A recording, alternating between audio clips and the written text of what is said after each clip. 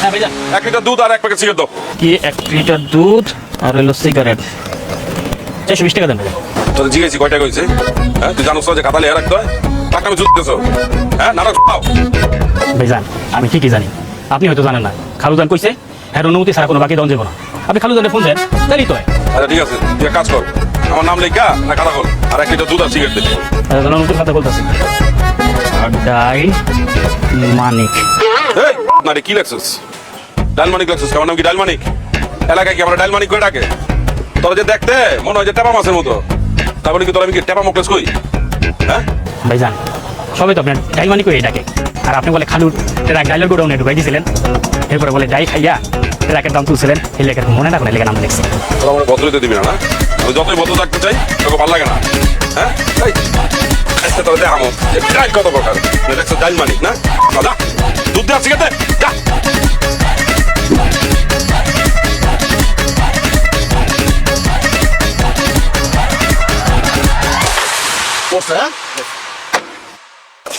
পড়ছে ভাই প্রথম ভাই, প্রথম ভাই কিসে তুই হাঁপাই যাচ্ছে কোন জায়গা?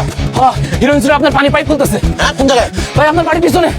মাদার বহুত দিন ধরে খুঁজতেছি, আজকে ওরা খাইছি পানির পাইপ খোলার কি মজা আছে? ওই পাইপ খোলা আয়াতে দাদা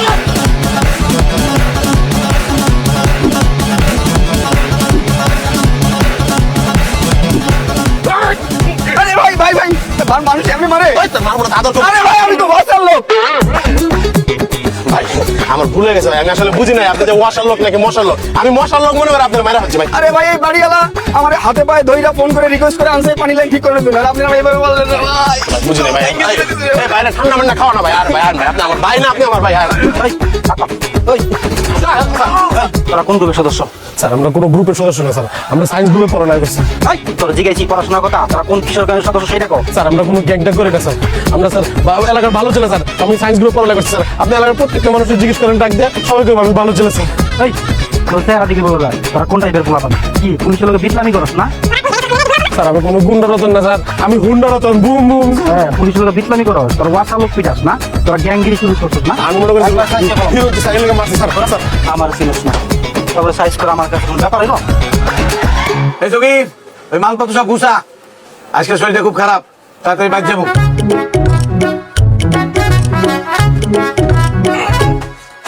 আরে আমার 3 রাজপুত্র আকবর, শাহজাহান, আওরঙ্গজেব, কি ব্যাপার? কি বলতে পেরেছেন বলেন কারণ শুনি।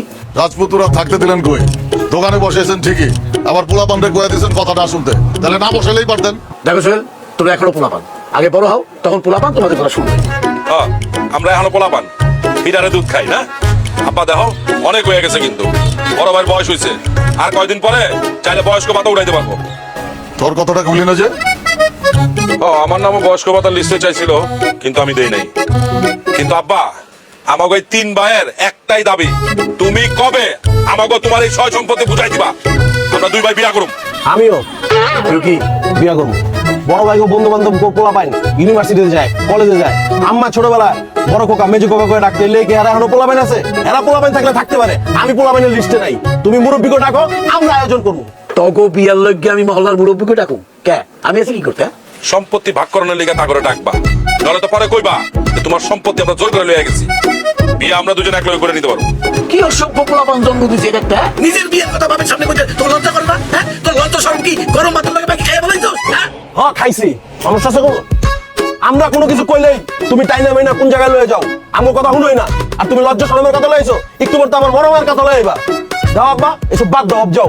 কত বড় বেয়াদব হইছে এটা। হইছে ওই কি বড় না? লাগা লাগা ওই দুই গাল দুই না লাগা লাগা। বা ও তো খারাপ কিছু করে নাই, আমাকে প্রাপ্য আমাকে বুঝাই দিলেই তো হয়ে যায়। 3 ডারে না জুতো দিয়ে পিঠে লম্বা করে ফেলাবো, আর একবার যদি ভাগ পাঠানোর কথা কই মুখে আনছো। আসসালামু আলাইকুম আঙ্কেল। ওয়ালাইকুম সালাম। এই তোমরা এই মহল্লায় নতুন ভাড়াটিয়া না রহমানের বাড়িতে? আরে রহমান তো আমার একটা ক্লোজ ফ্রেন্ড। জি আঙ্কেল, আমি ওই লিস্টটা দিল, আপনি নাকি বাজার বাসায় পাঠিয়ে দেন। হ্যাঁ আরে শোনো, এই দোকানদারে না তুমি নিজের মনে করবা, যখন যা খুশি লাগে নিয়ে যাবা, অথবা আমি নিজে গিয়ে পাঠিয়ে দেবো। আরে আদান প্রদান শুরু হইলো আর কি। জি আঙ্কেল, আপনি তাহলে বাজারটা বাসায় পৌঁছানোর ব্যবস্থা করে দিন। আচ্ছা এটা ঠান্ডা খেয়ে যাও। এই সকি এই ঠান্ডা দে। এই ঠান্ডা। কিন্তু আঙ্কেল আমি আসলে সফট ড্রিঙ্ক একটা পছন্দ করি না। এনে তুই যাইবা আমি তোমার কিছু দূর আগে দিয়ে আসি মানে কিছু দূর পৌঁছে দিয়ে আসি হ্যাঁ? না না আঙ্কেল আমি তো এত দূর একা একা আসলাম কোনো সমস্যা হয়নি আমি আসি হ্যাঁ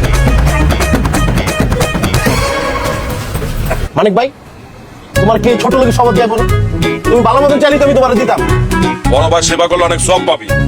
এই যে তুই যে আমার এই যে ড্রিঙ্কসটা দিলি, সব ড্রিঙ্কসটা, এটা দিয়ে যে কত বড় সব করছ তুই নিজেও জানো না। আমি তো দেই নাই, তুমি তো আমার কাছ থেকে কাইরা লইছো। আরে ওইটাই তো দেওয়া, সব কামাইছ, ভালো কথা। বা আসল কথায় আসি, তুমি আমাকে 3 ভাইরে এই সম্পত্তি কবে ভাগাভাগি করে দিবা এই ডেটটাকে ফিক্স করো। আমরা 3 ভাই বিয়া করব। আগে লাইক হোক তারপর সব ভাগ করে দেবো। বুঝছি আপনার সাথে ভালো কথায় কাম হইব না। আপনারা 7 দিন টাইম দিলাম, এর মধ্যে যদি কোনো ব্যবস্থা না করছেন তাহলে আমরা মুরব্বীকে ডাইকা আমরা সালিশ বসাবো। চলো। তোরা যেমনি কস না তাতে মনে হয় ভালো দিন দেখে মইরা যায় সোহেলের মা